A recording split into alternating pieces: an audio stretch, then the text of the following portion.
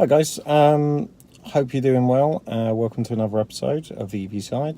This week I wanted to talk about the concept and reality of electric cars. Now this goes across most cars, but specifically electric cars. Should they offer images of these fantastic cars and not actually build them, or should we see more of these actually being built if they're going to design them like that?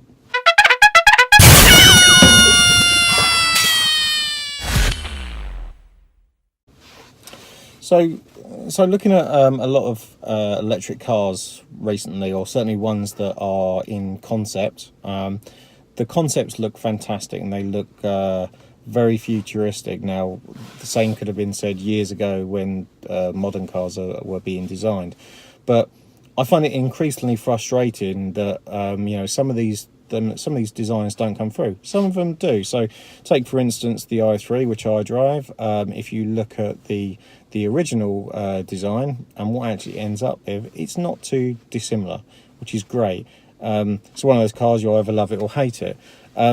I've said before on my videos, I kind of would like to see more cars forget the old way of looking cars. You know, they don't have to look like that anymore. We're not restricted by a big bulky engine in the front and lots of the other stuff that comes with conventional ICE cars.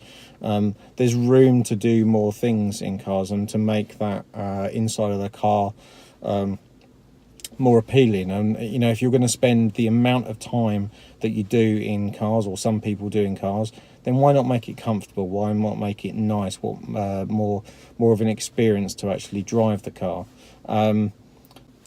So we've seen a lot of different cars, Mercedes, BMW, obviously with Tesla, even Peugeot now with other cars, with their concepts which look amazing.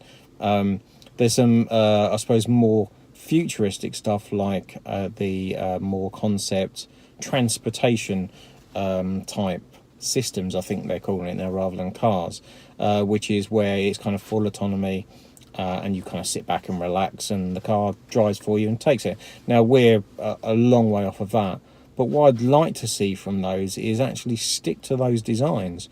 You know, let's start pushing those old horrible ICE looking car designs out of the way and make room for a whole new generation of designs of cars. There's so much potential that I see in not necessarily car manufacturers changing, and I generally still believe this, and I've said this before, I don't believe that the average car manufacturer will survive. I think it'll be technology companies, may not even be the people that you know. I mean, obviously we know Tesla now, but years ago that was an unknown, and they make amazing looking cars and they're functional and they're comfortable and they really work. But I'd like to see technology companies that you haven't heard before, and even ones that, you know, you don't expect to build a car. You know, you've got Dyson, for instance. Google and Apple are both toying into the AI market in terms of for cars, but there's nothing to say that they won't actually make a car. And I'd like to see that. I'd like to see their take on a car. You know, imagine Apple making a car. You know, they completely changed the iPhone market. Now, so maybe a bad analogy, because Apple personally I really like, but I think they've lost their way in terms of design and new ideas. But it shows that sometimes you need that disruptive technology type company to make things different. So some of these cars are coming out like that. You've got one particular one, one of the Mercedes ones, which I thought concept wise that will never come out, but they've actually built it, and whilst it's going to be really expensive, it looks like that's going to come out as is. It was disappointing to see that there was some changes made to, for instance, the new Honda EV that was shown last year. There's a couple of those ones which was not hugely different. It was disappointing to see the some design changes already before the cars even hit the market. It's just frustrating that they don't stick to those.